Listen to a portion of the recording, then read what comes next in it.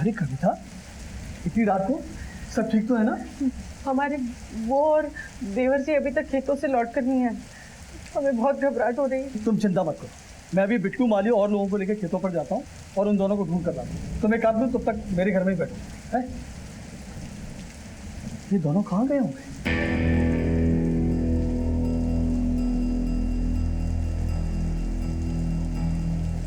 रामपाल! रामपाल भाई कहाँ हो? रामपाल भाई! श्यामपाल जी! श्यामपाल भाई कहाँ हो? रामपाल! रामपाल भाई कहाँ हो? श्यामपाल! रामपाल! कहाँ हो श्यामपाल भाई? रामपाल! रामपाल भाई कहाँ हो? रामपाल भाई! अरे भाई रामपाल गाँव! श्यामपाल भाई! ठीक है? रामपाल जी! और ये तो रामपाल है। इसकी तो साथ में नहीं चल रही। निरंजन, पुलिस को फोन लगा। और सुन, मेरे घर से इसकी पत्नी कविता को बुला के ला। उसको वहां कुछ बताना। जा जल्दी से चल।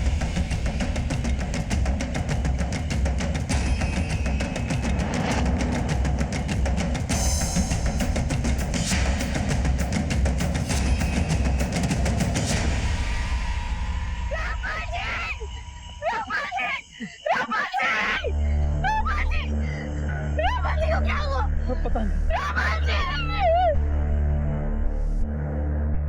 रामपाल जैसे रसूखदार इंसान की हत्या ने गांव के लोगों के बीच हड़कंप मचा दिया था। आखिर रामपाल की हत्या किसने और क्यों की थी? रामपाल का भाई श्यामपाल कहां था? क्या रामपाल की हत्या उसी ने की थी या करवाई थी? पुलिस के लिए उलझनों की तो बस अभी शुरुआत ही।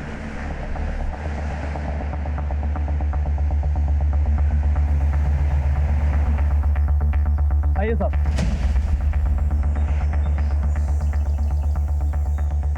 पीछे हटिए आप।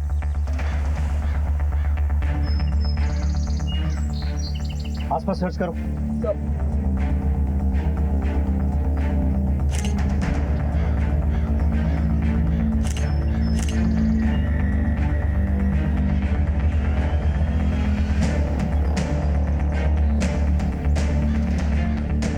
इसी रस्सी से इसका गला घोंट के मारा गया, पर बॉडी पर कोई भी स्ट्रगल के निशान नजर नहीं आए।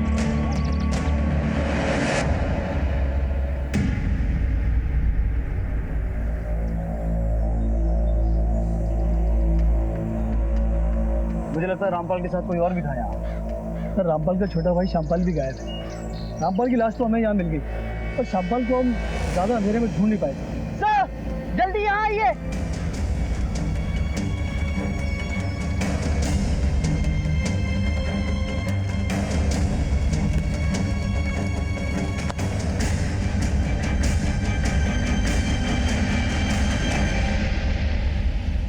साहब, ये तो श्यामपाल है। सिरी जिंदा है। यादव, इसे अपनी गाड़ी में हॉस्पिटल में जाओ, हो सकता है बच जाए। सर, ले जाओ। आप नीचे हाथ लगाओ। ले जाओ सर, कहीं ऐसा तो नहीं कि इन दोनों भाइयों के बीच में किसी बात को लेकर अनबन हो, जिसके बाद रामपाल को उसी के भाई श्यामपाल ने मार दिया और श्यामपाल जानबूझकर ज्यादा शराब पीने के बाद बेहोश हो गया, जिससे उस पर शक ना हो सकता है। विकास, उस रस्सी और बॉटल्स को फोरेंसिक जांच के लिए भेजो। ये पता लगवाओ कि उन पर इन दोनों भाइयों के फिंगरप्रिंट्स हैं या फिर ये सब किसी और का किया धरा है। Okay sir.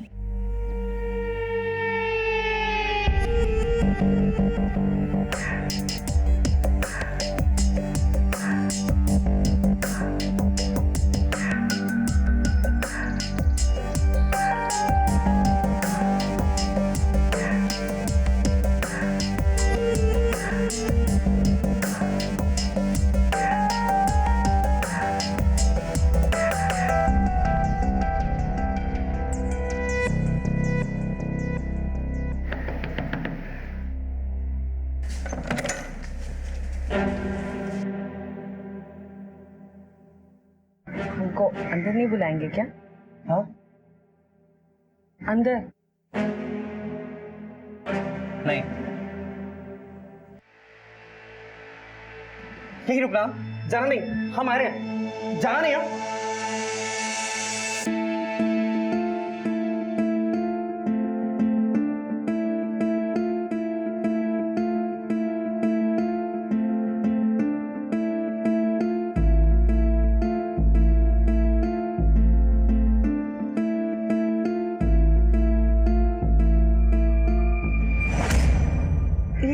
हाँ अब मारो उस पैर से।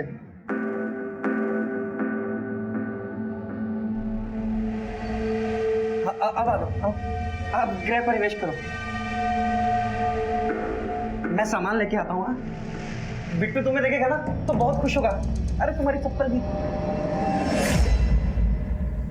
कविता जी, हम समझते हैं कि आप इस वक्त बात करने की हालत में नहीं हैं, लेकिन आपके पति के कातिलों तक पहुंचने के लिए हमारे लिए ये जानना जरूरी है कि कल रात को हुआ क्या था। कल रात को जब बहुत देर तक मेरे पति और मेरे देवर खेत से घर लौट कर नहीं आए तो मैं सरपंच जी के यहाँ मदद मांगने गई थी। सरपंच जी! अरे कविता, इतनी रात को सब ठीक तो है ना? और रात भर ढूंढने के बाद हुआ। तो रामपाल और श्यामपाल के बीच सब कुछ ठीक था? दोनों के बीच में कोई तकलीफ नहीं थी। श्यामपाल तो अपने बड़े भैया की बहुत इज्जत करते थे और जिस तरफ आपका इशारा है वो तो होना संभव है। सरपंच साहब जी, आपको किसी पे कोई शक? नहीं सर, रामपाल और श्यामपाल के साथ इस गांव का तो कोई व्यक्ति कुछ करने वाला नहीं था। रामपाल जी के लोग बहुत इज्जत करते थे, बहुत रसूखदार शख्स था वो इस गांव का। रसूखदार और अच्छे लोगों के कत्ल नहीं होते क्या?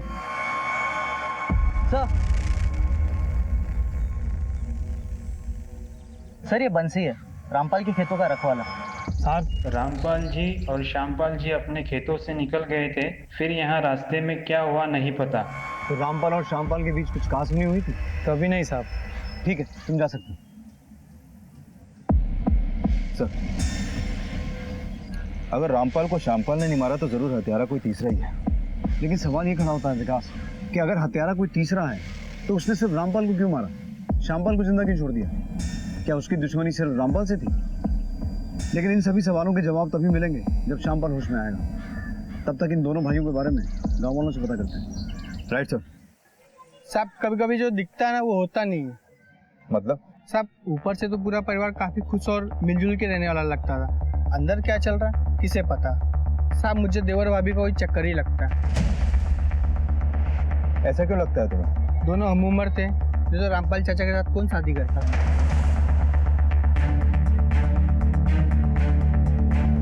अच्छा, ये रामपाल और श्यामपाल का आपस में रिश्ता कैसा था? श्यामपाल की उम्र 40 साल की हो गई और उसकी भी शादी नहीं हुई। ना खुद का घर ना खुद का पैसा, उसने अपनी पूरी जिंदगी रामपाल के भरोसे रखी। और साहब कहता है कि जो आपको पालता है, पोसता है, खिलाता है, पिलाता है, उसकी अच्छी बातें बुरी बातें माननी पड़े। और वैसे भी कौन से दोनों सगे थे?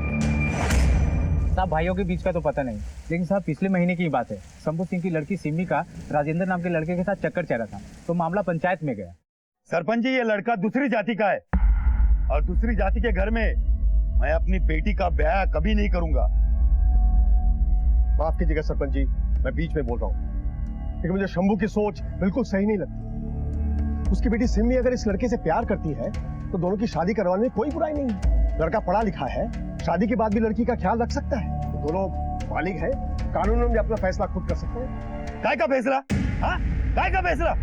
बदनामी तो हमारी होगी ना, तुम्हारा क्या जाता है? बिल्कुल गलत सोच रहे हो। अगर इस लड़की की बदनामी हुई तो सिर्फ तुम्हारी बदनामी नहीं होगी, पूरे गांव की बदनामी होगी। मैं सिर्फ तुम्हारे बारे में नहीं, पूरे गांव के बारे में सोच रहा हूँ। हम रामपाल जी के फैसले के साथ हैं। हम रामपाल जी के फैसले के साथ हैं। रामपाल जी के फैसले के साथ हैं। रामपाल, तुम्हें मेरे घर के निजी मामले में दखल देने का कोई हक नहीं है। रही बात पंचायत की, तो मैं अपने फैसले खुद कर सकता हूँ, किसी की कोई जरूरत नहीं है। चल चल। उसके बाद शंभू सिंह ने सिमी को घर से निकलना बंद करा दिया, लेकिन कुछ महीनों के बाद सिमी भाग के राजेंद्र के साथ शादी कर ली। ये शंभू सिंह रहता कहाँ है? हाँ साहब, उधर रहता है।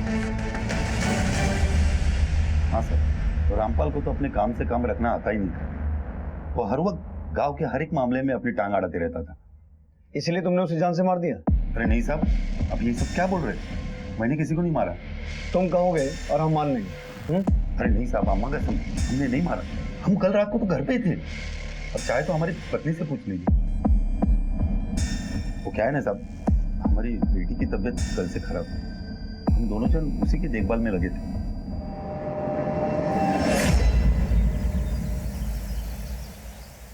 क्या है ना, यहाँ ज्यादा बिजली बंद होती नहीं है, पर आज पता नहीं क्यों।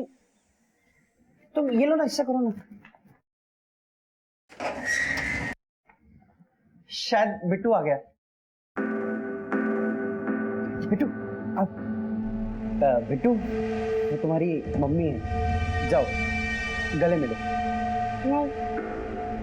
वो बहुत छोटा था ना जब तुम चली गई थी, शायद पहचान नहीं रहा। जाओ बेटा, मम्मी। हाँ जाओ जाओ जाओ जाओ।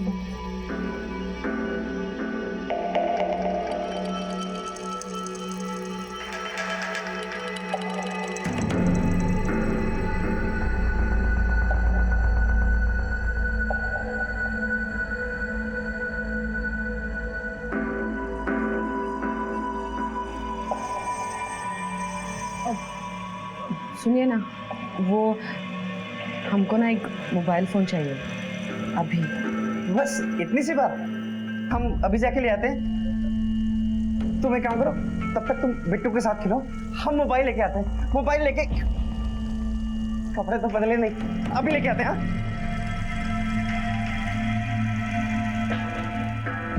सर, मैंने शंभू के कॉल रिकॉर्ड और फोन लोकेशन डिटेल चेक किए और उसके पड़ोसियों से भी बात की। दोनों से कंफर्म है कि वो मर्डर वाली रात अपने घर पे ही था।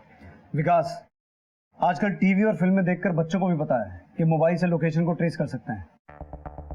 रामपाल का दिया घाव सिम्मी की शादी के बाद शंभू के लिए नासूर बन गया था। हो सकता है उस रात अपने इसी घाव के इलाज के लिए वो घर से निकला हो। सर, श्यामपाल और कविता ये दोनों कई सालों से एक ही घर में रह रहे हैं। हो सकता है इस मर्डर के पीछे इन देवर भाभी के ही प्रेम प्रसंग वाला कोई एंगल हो, क्योंकि श्यामपाल और कविता की उम्र लगभग एक ही है, वहीं रामपाल कविता से उम्र में काफी बड़ा है।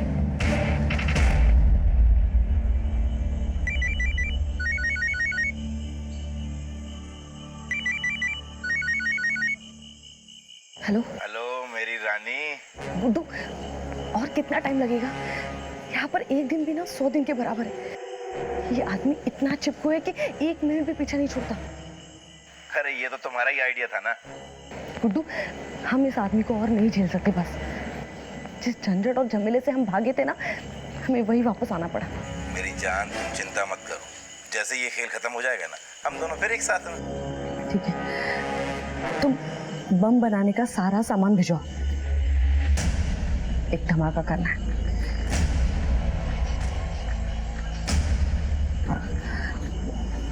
सुनो, लगता है राजेश जग गया, हम बाद में फोन करते हैं, ठीक है? एक तरफ एक संदिग्ध महिला रानी अपने परिवार से कई सालों बाद मिली थी। इतने सालों वो कहाँ रही थी, क्या चल रहा है उसके मन में? दूसरी तरफ रामपाल की हत्या की गुत्थी उलझती जा रही थी। पुलिस के हाथ आती हर लीड एक डेड एंड पर जाकर रुक रही थी, लेकिन पुलिस ने अपने तजुर्बे से एक के बाद एक कड़ियां टटोलनी शुरू कर दी। जैन सर, मैंने कविता और श्यामपाल दोनों के कॉल रिकॉर्ड और लोकेशन डिटेल चेक की, लेकिन ऐसा कुछ लगा नहीं जिसके बिना पर उन पर शक किया जा सके। और सर, फॉरेंसिक रिपोर्ट के मुताबिक वारदात पे मिली दोनों शराब की बोतल्स में स्लीपिंग पिल्स के ट्रेसेस मिले। फॉरेंसिक टीम का कहना है कि रामपाल और श्यामपाल दोनों को बेहोश करने के लिए कम से कम 8 से 10 गोलियों का इस्तेमाल किया गया है। तो रामपाल और श्यामपाल दोनों की बॉडीज में उन पिल्स के ट्रेसेस मिले? यस सर, दोनों बोतल्स में पिल्स मिक्स की गई थी, जिसके बाद वो शराब पीते ही दोनों बेहोश हो गए। सर, ये फॉरेंसिक रिपोर्ट आने के बाद मैंने अपने कुछ कांस्टेबल्स को क्राइम सीन पर दोबारा विजिट करने के लिए भेजा, जहाँ से कुछ ही दूरी पर उन्हें एक शराब की बोतल और मिली है। ये देखिए सर, इस बोतल को इतने अच्छे तरीके से साफ किया गया है कि इसके फिंगरप्रिंट्स भी मिट गए हैं, और ये उसी ब्रांड की बोतल है जो बोतल हमें क्राइम सीन पर पहले मिली थी। और हाँ सर, एक बात और, ये ब्रांड लोकली अवेलेबल नहीं है। ये ब्रांड अगर लोकली अवेलेबल नहीं है तो ये बात तो साफ है कि उस रात कोई तीसरा आदमी ये शराब लेकर बाहर से आया था या फिर बुलाया गया था। स्ट्रेंज, एक छोटे से गांव में मर्डर की इतनी बड़ी तैयारी। कहीं ऐसा तो नहीं कि रामपाल के मर्डर में श्यामपाल का कोई हाथ है और उसने इस काम में किसी तीसरे शख्स की मदद ली है, और प्लान के मुताबिक उस रात श्यामपाल वो शराब पी के बेहोश हो गया जिसमें नींद की गोलियां मिली हुई थी। चलो, एक बात तो साफ हो गई कि उस रात रामपाल और श्यामपाल के अलावा वहां कोई तीसरा शख्स भी मौजूद था। अब हमें पता ये लगाना है कि यह हत्या श्यामपाल के इशारे पर हुई थी या फिर उस तीसरे आदमी का रामपाल के साथ कोई डायरेक्ट कनेक्शन है। एक मिनट। हेलो, ठीक है सर, श्यामपाल को होश आ गया है, उसे घर ले गया अभी।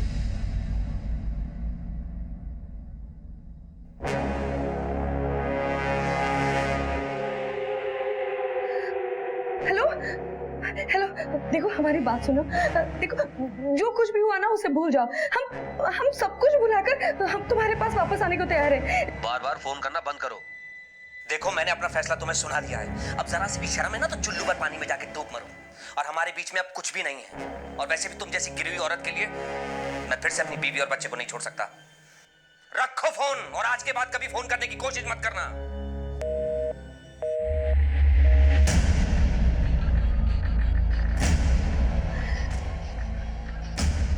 साला अपनी बीवी के लिए हमको धोखा देगा, हाँ? हमको छोड़ के चला जाएगा। बस बहुत हो गया। साला हम गिड़गिड़ाएंगे नहीं, अब तो ना हम बस उड़ाएंगे। अब उड़ाएंगे,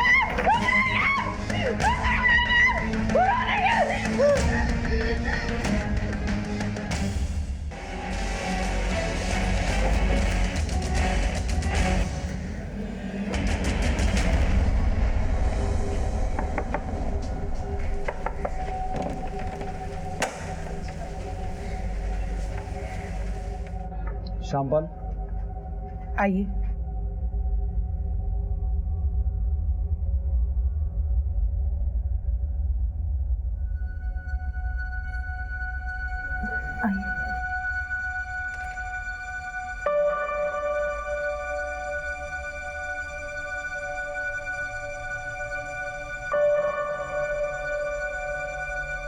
श्यामपाल, इंस्पेक्टर साहब मिलने आए।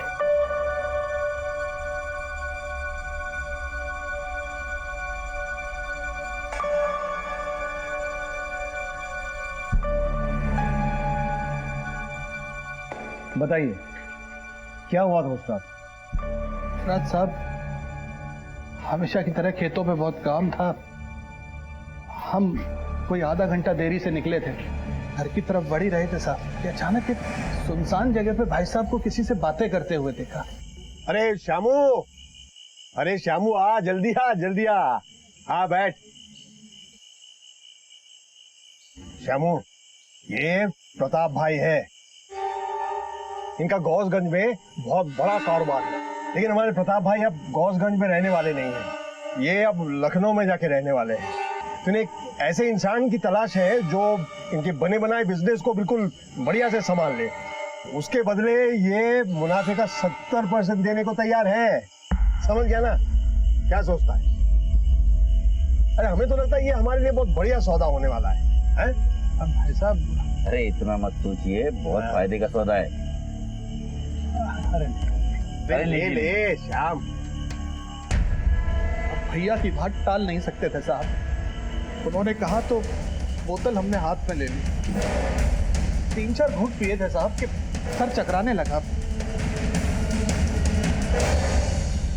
हमें पेशाब जाने की जरूरत महसूस हुई तो हम झाड़ियों की तरफ गए, लेकिन कुछ समझ में नहीं आया। कुछ ऐसा लगा जैसे सब कुछ घूम गया। दुनिया पलट सी गई थी। उसके बाद खुद को हॉस्पिटल में पाया।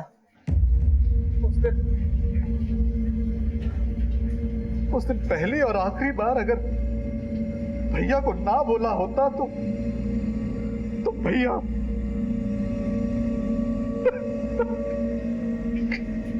आपने उस आदमी का चेहरा देखा था? नहीं साहब, उसने गमछा लपेटा हुआ है। तो श्यामपाल, ऐसा भी तो हो सकता है कि तुम अपने बड़े भाई की गुलामी करते करते थक गए थे, आजादी चाहते थे। वैसे भी तुम दोनों भाइयों का रिश्ता सौतेला ही था। आप अब में शक कर रहे हैं साहब? हम शक क्यों ना करें? उस कातिल ने सिर्फ तुम्हारे बड़े भाई को मारा, तुम्हें सिर्फ बेहोश करके छोड़ दिया। और हैरानी की बात है कि तुमने उस आदमी के साथ बैठ के शराब पी, लेकिन उसका चेहरा तुमने नहीं देखा। तो ऐसा क्यों नहीं हो सकता कि तुम्हारी नजर अपने बड़े भाई की प्रॉपर्टी और उसकी बीवी पर थी? क्यों? यही प्लान था ना तुम दोनों का? प्लान? कौन सा प्लान? हम रामपाल जी से बहुत प्यार करते थे और मरते दम तक करते रहेंगे। रामपाल जी के साथ अगर किसी ने हमारा नाम भी सुन लिया तो गांव में जीना मुश्किल हो जाएगा हमारा।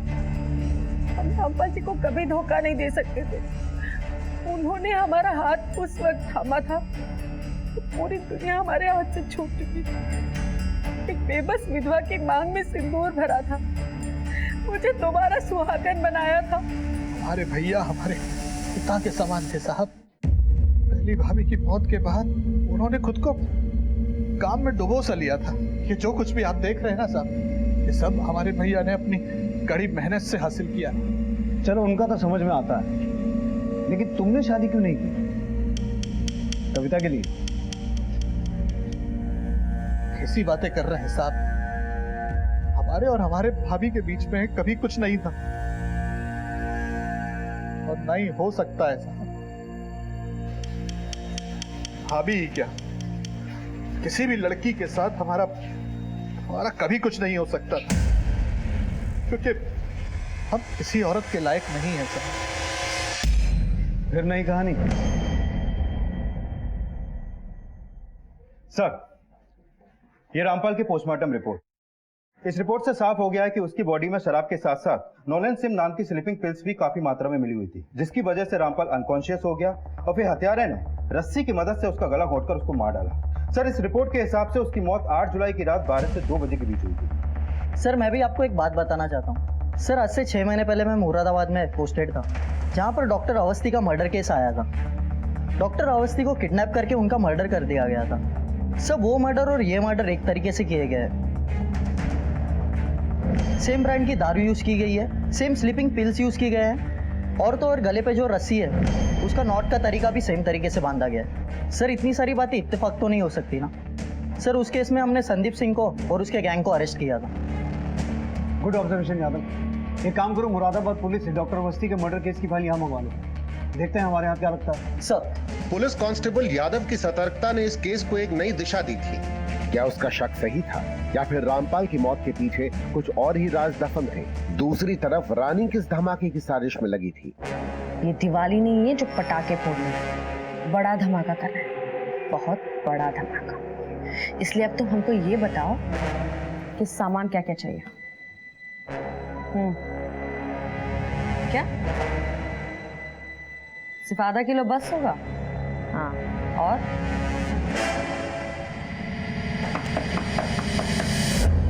अच्छा सुनो, हम तुमको बाद में फोन करते हैं।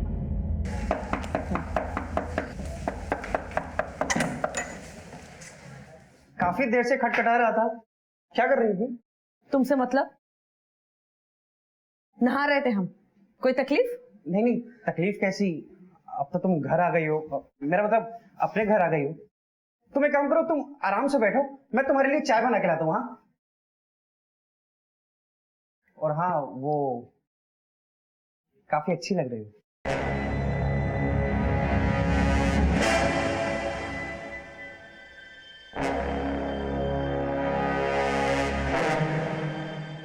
विकास, कुछ मिला? सर, ये मुरादाबाद के डॉक्टर अवस्थी मर्डर केस की फाइल। इस केस को मैंने अच्छे से स्टडी किया सर। ये संदीप, जिसने डॉक्टर अवस्थी का मर्डर किया, सर ये शुरू में मुरादाबाद की पटाखों की फैक्ट्री में काम करता था और वहीं काम करते करते इसने फैक्ट्री में काम करने वालों के साथ अपना खुद का एक गैंग बनाया और फिर डॉक्टर अवस्थी को अगवा करके उनके घर वालों से 5 लाख रुपए की फिरौती मांगी। जैसी फिरौती मिली उसने डॉक्टर अवस्थी को मार दिया। उसके बाद वो हिसार भाग गया, जहाँ से मुरादाबाद पुलिस ने उसे दर्द पहुंचा। सर, मामला अभी अंडर ट्रायल है, लेकिन 2 महीने पहले से कोर्ट से बेल मिल गई। लेकिन रामपाल मर्डर केस में किसी तरह की फिरौती की डिमांड नहीं की गई। अगर संदीप ने रामपाल को मारा है तो संदीप को इस बात से क्या फायदा हुआ होगा? सर, हो सकता है ये फायदा संदीप को श्यामपाल से मिला हो। मतलब श्यामपाल ने संदीप को हायर किया हो। यू मीन टू से कॉन्ट्रैक्ट के लिए? पॉसिबल है सर। एक काम करते हैं, इस केस की फाइल को एक बार दोबारा गो थ्रू करते हैं। अक्सर संदीप सिंह जैसे छोटे मोटे गैंगस्टर अपना सिम तो चेंज करते हैं लेकिन अपना फोन चेंज नहीं करते। एक काम करो, डॉक्टर अवस्थी मर्डर केस के जितने भी कल्प्रिट हैं उन सबके फोन्स का IMEI नंबर ट्रेस करो। ये पता लगाने की कोशिश करो कि हाल फिलहाल में ही उनमें से कोई भी फोन इस एरिया में एक्टिव हुआ है। Okay sir.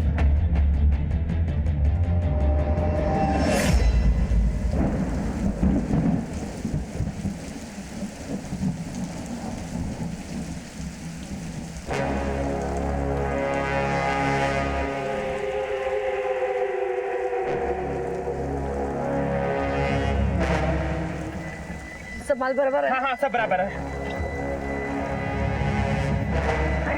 छाता पकड़ो। चल चल। सर, मुरादाबाद के डॉक्टर अवस्थी केस में जितने भी फोन नंबर्स और फोन यूज हुए थे, मैंने उन सबके IMEI नंबर ट्रेस किए। सर, उस मर्डर के बाद उनमें से दोबारा ना तो कोई नंबर यूज हुआ और ना ही कोई फोन। लेकिन सर, इस इन्वेस्टिगेशन में एक लीड हाथ लगी है।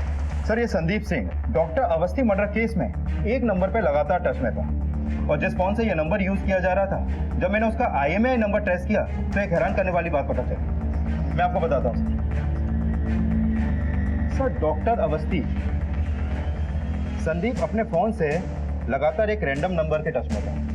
अभी संदीप का फोन तो बंद है, लेकिन मैंने चेक किया कि इस रैंडम नंबर के फोन पे लगातार time to time sim change हो रहे थे। सर, इसने जितने भी सिम लिए वो सारे सिम फेक आईडीज देकर खरीदे गए। लेकिन सर, हैरानी की बात यह है कि उन सारे फेक आईडीज पर एक ही फोटो यूज किया गया, और ये फोटो किसी लेडी का है, जिसकी फोटो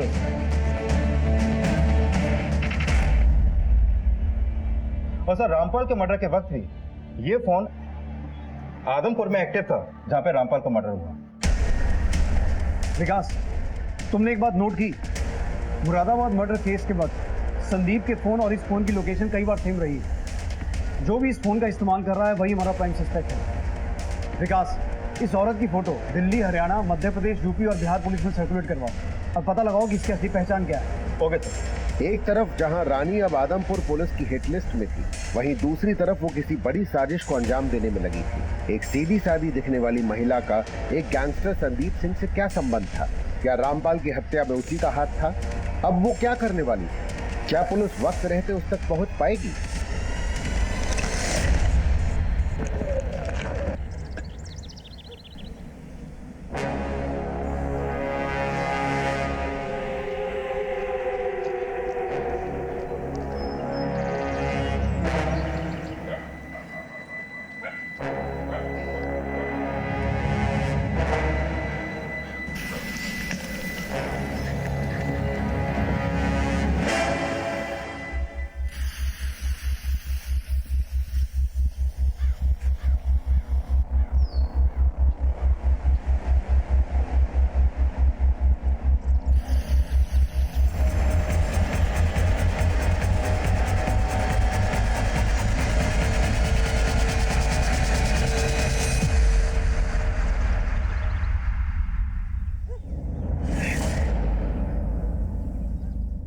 पहचानते हैं इसे? नहीं साहब, हम इसे नहीं जानते। और इसे? Excuse me sir. सर, इन दोनों में से हमने किसी को भी पहले नहीं देखा। सर, मदन सिंह का फोन था। ये औरत जहाँ किराए पे रहती थी उसका पता चल गया। गुड्डू, कैसा सामान भेजा है तुमने? हाँ, बोला था गली उड़ा दूंगा, ये उड़ा दूंगा, लेकिन कुछ भी नहीं उड़ा। अरे हमने पूरा सामान थोड़ा ही भेजा था। हमने कहा था ना हम तुम्हारी मदद करेंगे, फिर कहाँ जरूरत थी होशियार बनने की। अच्छा ठीक है, जो भी करना है ना जल्दी करो।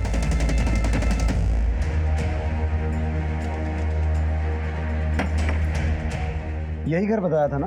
हाँ सर, घर तो यही है। सर, ये आदमी यहाँ बगल में रहता है। यहाँ जो लोग रहते थे, आप उन्हें पहचानते हैं? हाँ, शंकर और रानी थे। ये रानी है? हाँ, ये रानी।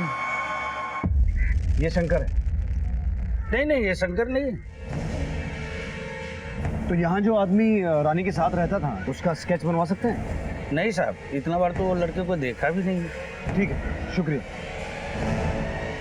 विकास, इसका मतलब है यहाँ संदीप अपना नाम बदल के नहीं ले रहा था, ये शंकर कोई और ही है।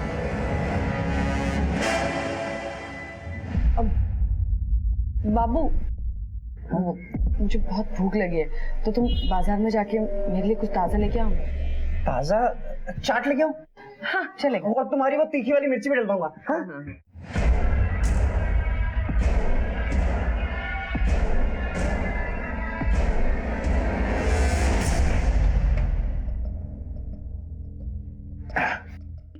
क्या हाल है मेरी जान? कैसी गुजर रही हैं रातें अपने पुराने पति के साथ? अच्छा, हमने आपको बोला था वो सामान लाने के लिए, बुलाया? ये रहा वो सामान। अब तुम्हें धमाका करने से कोई नहीं रोक सकता। अब मेरा बदला जरूर पूरा होगा। सर, रामपुर के पुरानागंज थाने से फोन था। रानी की फोटो उनके थाने में एक बहुत पुरानी दर्ज हुई मिसिंग कंप्लेंट से मैच होती है और ये रिपोर्ट उसके पति ने दर्ज करवाई। पति ने? हाँ सर। क्या नाम है उसके पति का? राजेश।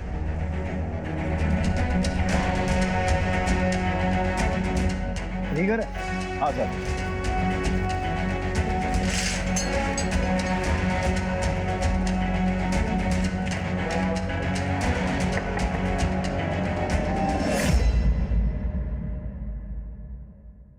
जी कहिए। हमें आपकी पत्नी रानी के बारे में कुछ बात कर। रानी के बारे में क्या बात करनी है सर? रानी एक मर्डर केस में प्राइम सस्पेक्ट है। सर हमारी शादी 2009 में हुई थी। रानी का मायका सीतापुर में है। उसके माँ बाप बहुत गरीब थे। इतनी खूबसूरत लड़की ने हमसे शादी के लिए हाँ बोला, ये हमारे लिए सौभाग्य की बात थी। सर हम तो पहले दिन से ही उसके दीवाने थे। सर फिर 1 साल बाद हमारा बच्चा हुआ। सब कुछ अच्छे से चल रहा था। फिर एक दिन हमारा चचेरा भाई संदीप आया। जब से उसका आना जाना इस घर में शुरू हुआ सर, सब बदल गया। क्या नाम बताया तुमने? संदीप सिंह। तो ये कनेक्शन है रानी का संदीप से? सर संदीप तो उसे शुरू से ही पसंद करता था। वो तो रानी पे डोरे भी डालता था। देखिए तो संदीप जी हमारे लिए कितना महंगा तोहफा लाए। बहुत ही सुंदर है, हमें बहुत अच्छा लगा। और भाभी जी ये भी आपके लिए। हमारे लिए? शुक्रिया संदीप जी, हमको ना आपके सारे तोहफे बहुत ही अच्छे लगे। पर संदीप जरूरत नहीं थी इतने महंगे गिफ्ट लेके आने की। जरूरत नहीं मतलब? आप तो हमारे लिए कुछ नहीं लाते हो। अगर ये हमारे लिए तोहफा लाए तो दिक्कत हो रही है आपको। आपसे तो बात करना मुश्किल है। अरे हमको कोई तोहफा नहीं चाहिए। सर हमारी इतनी आमदनी नहीं थी कि हम रानी को इतने महंगे महंगे तोहफे दे सके। और इस संदीप ने तो रानी पे जादू कर दिया था। रानी भाग गई और उसके 2 दिन के बाद संदीप भी भाग गया। इसी के चलते हमने रानी के गुमशुदा होने की रिपोर्ट दर्ज करवाई थी। लेकिन लोकल पुलिस ने हमें बताया कि जब से तुमने रानी की एफआईआर दर्ज करवाई है उसके बाद से एक बार भी तुम रानी के बारे में पूछने नहीं गए। ऐसा क्यों? सर रानी के भागने के कुछ दिन के बाद मुझे उसका फोन आया था। उसने कहा था कि हम उसे ढूंढने की कोशिश ना करें। उसने तो ये भी कहा था कि उसने संदीप से शादी कर ली। सर किसी को इस बात का पता ना चले और हमारे खानदान की बदनामी ना हो, इसलिए मैं पुलिस स्टेशन में नहीं गया सर। फिर उसके 1 साल के बाद संदीप हमसे मिलने के लिए आया। उसने हमें बताया कि रानी ने उसे भी छोड़ दिया है। संदीप ने बताया कि जब वो किशनगढ़ में था और रानी कोई जॉब कर रही थी तो वो आदमपुर के किसी आदमी के साथ चली गई है। सर संदीप कुछ दिनों के लिए यहीं रहा फिर चला गया। उसके बाद संदीप या रानी ने कभी तुमसे कांटेक्ट करने की कोशिश की? कुछ दिन पहले संदीप ने हमें फोन किया। राजेश भाई मुझे माफ कर दो। जिस आदमी के लिए रानी मुझे छोड़कर गई थी उस आदमी ने रानी को छोड़ दिया और अब वो वापस लौट आई है मेरे पास। रानी किसके साथ भागी थी जानते हो? संदीप बता रहा था कि वो आदमपुर का कोई अमीर आदमी है, शायद शंकर। तो हाल फिलहाल में रानी या संदीप से कोई बात हुई है? सर वो 1 हफ्ता पहले ही रानी वापस आई है। तो रानी अभी यहीं है? जी हाँ सर, पर वो सुबह से कहीं गई है। हमें रानी के कमरे की तलाशी लेनी है।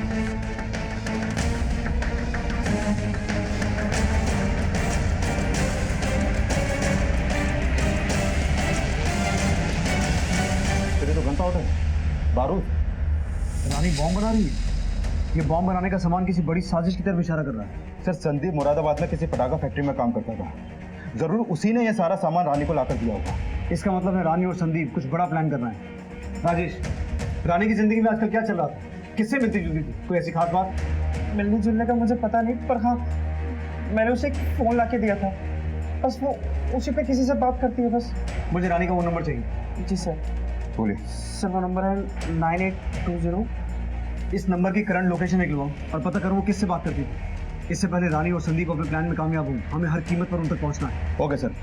राजेश से मिली जानकारी ने इस केस को एक पक्की दिशा दे दी थी, लेकिन इन सब का रामपाल की हत्या से क्या लेना देना था? पुलिस ने रानी के नंबर को तुरंत ट्रेस करना शुरू किया। जिस मिशन को अंजाम देने के लिए रानी निकली थी, उसे रोकना एक बड़ा चैलेंज था और पुलिस ने उस चैलेंज को स्वीकार किया था।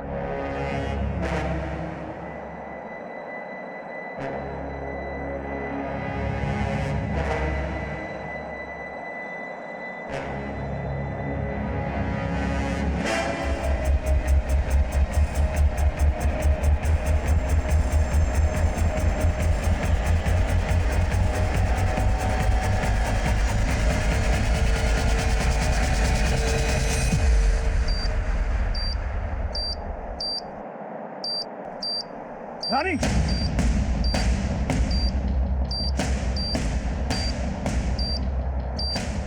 पास नहीं आना, बॉम्ब नीचे रख। पास नहीं आना रानी, बॉम्ब नीचे रख। बॉम्ब नीचे। हमारे पास नहीं आना, हम बता रहे हैं, हम बटन दबा देंगे। बॉम्ब नीचे हमारे रख। पास नहीं आना, हम बटन दबा देंगे। छोड़ा, हम बटन ओके, छोड़ बॉम्ब उसका से। छोड़ हमको, शंकर को तो छोड़ेंगे नहीं हम। हमारा छोड़, मैं जानता था तुझ जैसी औरत कभी अपनी जान खतरे में नहीं डालेगी। अब ये बता, तेरा साथी कहाँ है संदीप? तेरा साथी कहाँ है संदीप? बोल।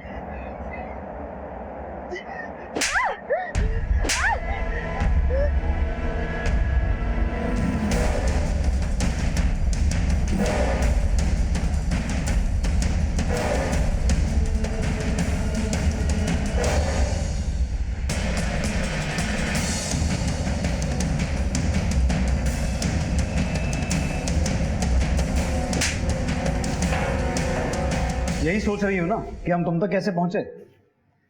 दरअसल हमने श्यामपाल से शंकर के बारे में बात की थी। शंकर? शंकर तो हमारा भतीजा है साहब, हरदोई में रहता है। हरदोई में कहाँ? नदी किनारे वाली सड़क के पास। तुम्हारी कहानी है बड़ी दिलचस्प, इसलिए मैं ये कहानी शुरू से सुनना चाहूंगा। बोलो बोलो।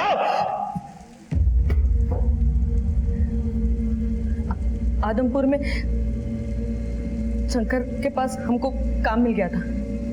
संदीप हमको अक्सर वही मिलने आया करता था।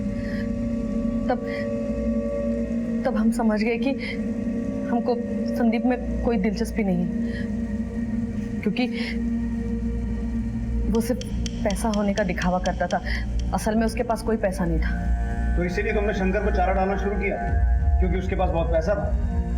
हाँ, शंकर हमको अच्छा लगा और उसको रिझाने में हमको ज्यादा तकलीफ नहीं हुई।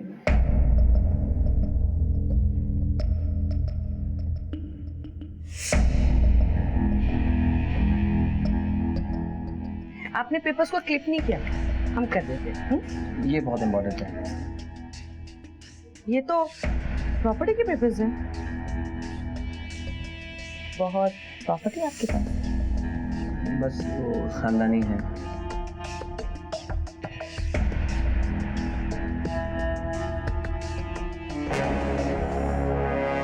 और जब अगली बार संदीप हमको मिलने आया, तब हम उसको शंकर के बारे में सब कुछ बता दिए।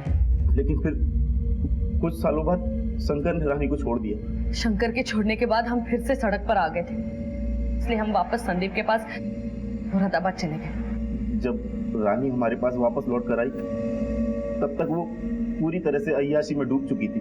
उसे दिन रात कुछ ना कुछ चाहिए था।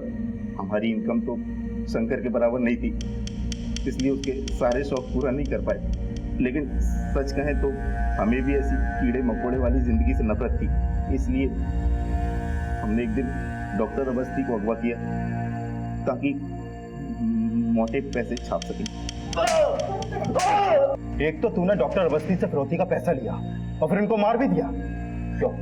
अगर उसे खुला छोड़ देते तो उसके जरिए पुलिस हम तक नहीं पहुंच जाती क्या? मुझे जाने दो प्लीज। मेरे घर पर मेरे बीवी बच्चे मेरा इंतजार कर रहे होंगे। आपकी आजादी की खुशी में एक एक हो जाए।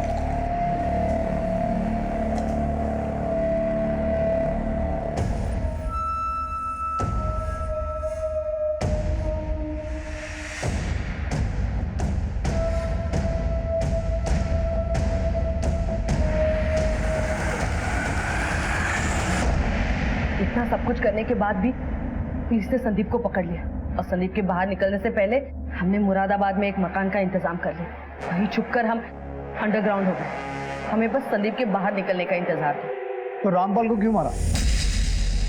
अब ये मत बोलना कि नहीं मारा, क्योंकि जिस जगह रामपाल का मर्डर हुआ था तुम्हारा फोन उसी एरिया में एक्टिव था। हमने हमारा फोन संदीप को दिया था, पर रामपाल को संदीप ने मारा था। लेकिन तुम रामपाल के मर्डर में शामिल तो थी ना? खुल गई आंखें कि अभी भी कुछ बाकी है? और तुमने इस लड़की के लिए अपने बीवी बच्चों को छोड़ दिया, अपने माँ को घर से बाहर निकाल दिया। अरे तेरी बीवी आज भी तेरी लंबी उम्र के लिए करवा चौथ का व्रत रखती है। तूने बदले में क्या दिया शंकर? सिर्फ धोखा। देख ले रानी के कारनामे। जुबान संभाल के बात कीजिए। ए लड़की, तू अपनी जबान संभाल। मैं तुझ जैसी लड़की के मुंह नहीं लगता। हमको भी तुम्हारे मुंह नहीं लगना, समझ गए? चल निकलो मेरी बात।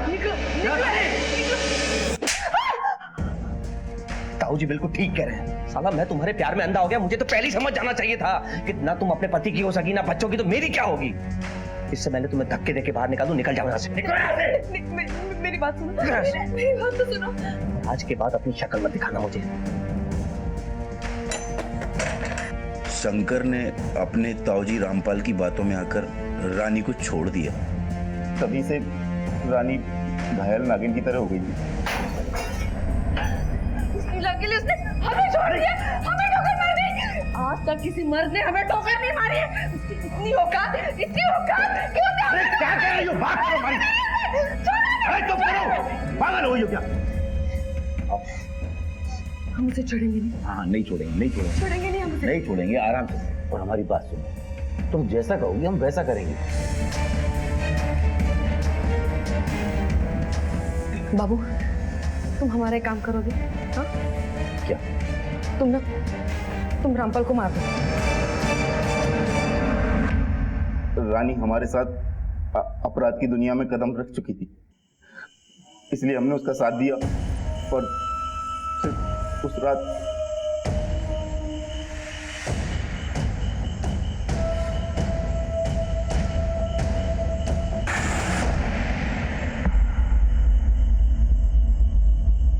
एक बात बताओ रानी, तुम्हारे कहने पर संदीप ने डॉक्टर अवस्थी को मारा, रामपाल को मारा। अगर तुम चाहती तो तुम्हारे कहने पर वो शंकर को भी मार सकता था। तो फिर बॉम्ब बनाकर इतना बड़ा रिस्क उठाकर तुम शंकर को इस तरह से क्यों मारना चाहती थी? हम शंकर से प्यार करते थे और उसके साथ खुश थे, लेकिन उस रामपाल के भड़काने के बाद शंकर हमको ठुकरा के चला गया। तो राजेश के पास वापस जाने का क्या ड्रामा था? रामपाल को मारने के बाद पुलिस और भी चौकन्नी हो गई थी और हमको छुपने के लिए जगह चाहिए थी, इसलिए हम राजेश के पास चले गए। हमने सोचा था कि रामपाल को मार के हम शंकर को भी मार देंगे और उसके बाद संदीप के साथ कहीं दूर भाग जाएंगे। इतना घमंड किस बात का है रानी? तुम हो क्या चीज?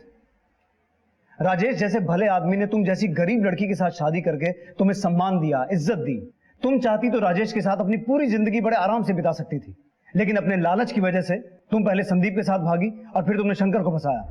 और जिस बॉम्ब से तुम शंकर के चीथड़े उड़ते हुए देखना चाहती थी, उसी बॉम्ब ने तुम्हारी जिंदगी के चीथड़े उड़ा दी। अब जिंदगी भर जेल में बैठ के हाथ मलने के अलावा तुम्हारे पास कोई काम नहीं है। झूठे रिश्तों के पीछे भागते भागते इंसान सच्चे रिश्तों की अनदेखी करने लगता है, और जब होश संभलता है तो सब कुछ लूट चुका होता है। इसलिए थोड़ी अंडरस्टैंडिंग, थोड़ा एडजस्टमेंट बड़ी बड़ी खुशियों को बटोरने के लिए बेहद जरूरी है।